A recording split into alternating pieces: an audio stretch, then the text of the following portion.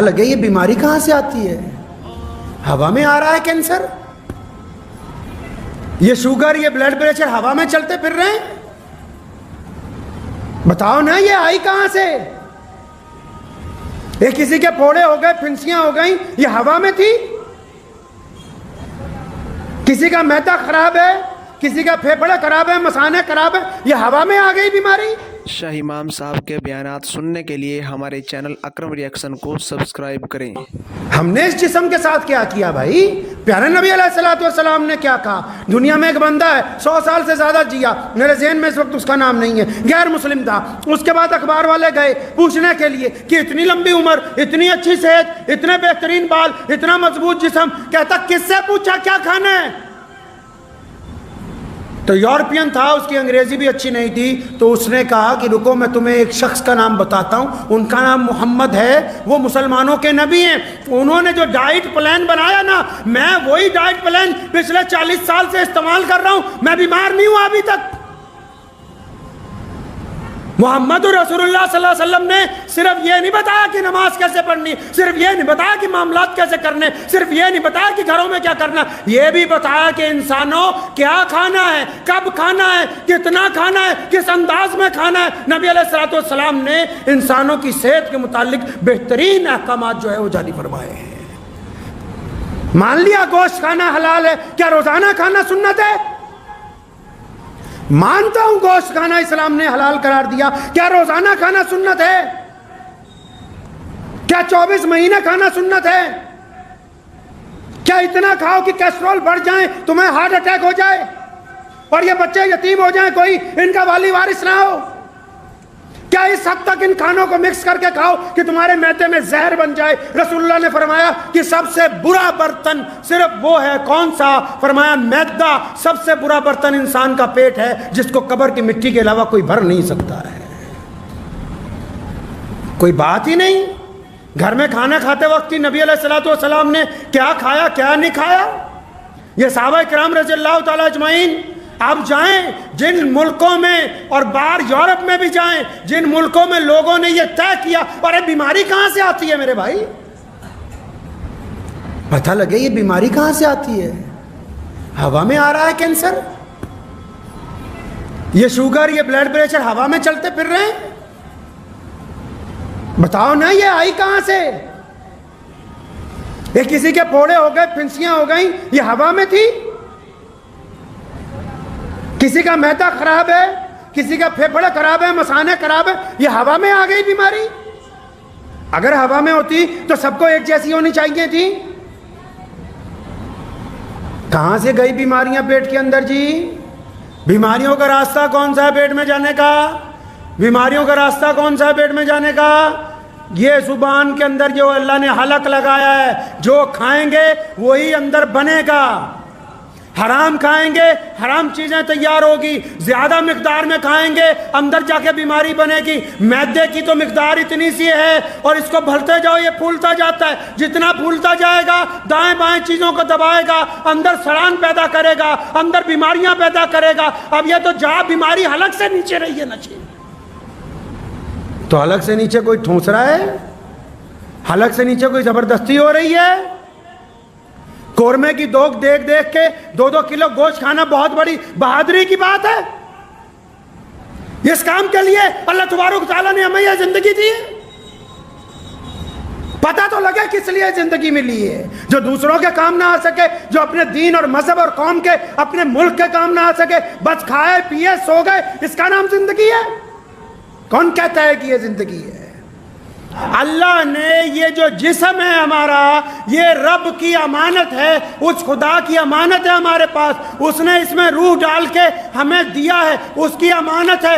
اب دیکھنا یہ ہے کہ ہم اپنے رب کی امانت کی حفاظت کرتے ہیں یا رب کی امانت میں خیانت کرتے ہیں. ہم اپنے رب کی حفاظت، اپنے رب کی امانت کی حفاظت کرتے ہیں یا اس کی بے قدری کرتے ہیں؟ کرتے کیا ہیں اس امانت کے ساتھ ہم؟ اور امانت اتنی قیمتی ہے، یہ امانت اتنی قیمتی ہے جس کو جسم کہتے ہیں انسان کا، اتنی قیمتی امانت ہے کہ اگر اس میں ایک رتی کی کمی آ جائے تو یہ جو باقی انسان ہے نا، جس بندے میں ایک رتی کی مرد عورت میں کمی آ جائے، مثال کے طور پہ اگر کسی کی ایک کان ایک آنکھ خراب ہو جائے تو محلے والے یار دوست کیا کہیں گے؟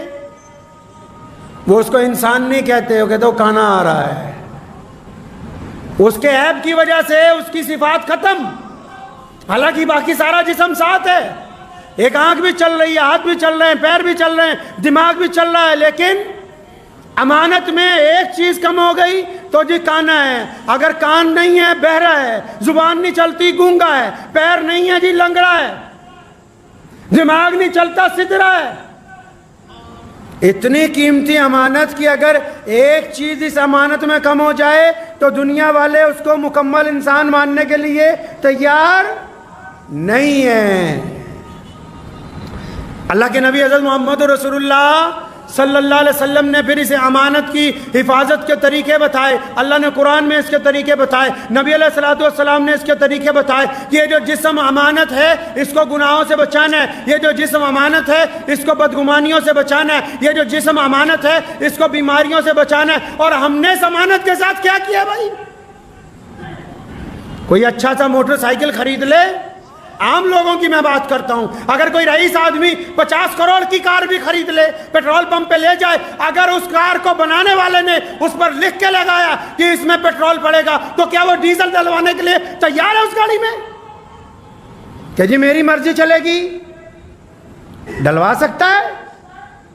کوئی عام آدمی اگر 50,000 کا اسکوٹر خرید لے اور کمپنی نے اس پہ لکھ دیا ہو کہ یہ پیٹرول کے ساتھ چلے گا تو کیا وہ اس میں پیٹرول پمپ پہ جا کے اپنی مرضی سے ڈیزل ڈلوا سکتا ہے؟ ہم کیا کرتے ہیں اس امانت کے ساتھ؟ ہمارا جو مینول اللہ تعالیٰ نے قرآن میں بتایا، ہمارا جو مینول محمد رسول اللہ نے بتایا، یا اور جتنے مذہب ہیں ان کے ماننے والوں کو جو ترکیب بتائی گئی کہ اس جسم کی حفاظت کس طرح کرنی ہے، کیا ہم اس کے مطابق اس جسم کو چلا رہے ہیں؟ اگر انجن بنانے والے نے لکھ کے دے دیا کہ یہ انجن 18 گھنٹے لگاتار چلے گا، اگر زیادہ چلانا ہو تو پہلے بند کرو، اس کو ٹھنڈا کرو، اس کے بعد پھر چلانا. انجن بنانے والی کمپنی کی بات سمجھ میں آ گئی.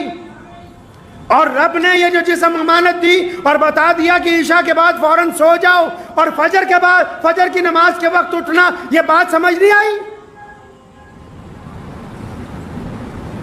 اچھا یہ پتہ ہے کہ اگر کار پہلے دن سے فرسٹ ہینڈ چلے گی، اگر یہ بائک فرسٹ ہینڈ رہے گی، یہ مشین اگر ایک آدمی چلائے گا تو ریسیل ویلیو بڑھ جائے گی، اس کی عمر بڑھ جائے گی، 20 سال بعد بھی ویسی جیسی پہلے دن خریدی.